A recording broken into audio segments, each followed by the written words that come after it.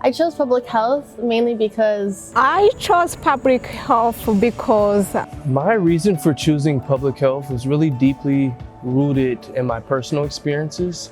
Many things led me to public health. Having worked as a physician in a low and middle income country, participating in work in public health allowed me to see that we can treat people or we can address the needs of the people, not just one patient at a time, but as a community as a whole. And that for me was very valuable because working in public health allowed me to integrate environmental engineering, medicine, and public health and see it in a more impactful way.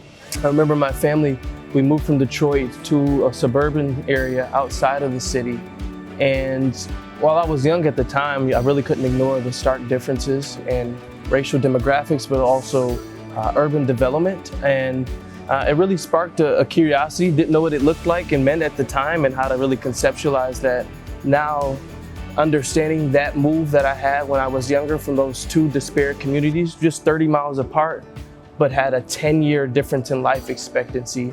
That stark difference was something that propelled me into the field. I graduated the year that COVID-19 pandemic hit. So who were the frontline workers during the pandemic? It was people like my parents. It was people like those in my Cuban community, immigrant community, Latina community that were still pushed to or had to go to work and expose themselves to COVID-19. And I had already seen people's social and behavioral risk factors for certain chronic diseases that were then just made worse during the COVID-19 pandemic in my own family and in my community. And that's why I came back to graduate school to get my master's in public health, because I feel like I can hopefully be a mouthpiece for my community.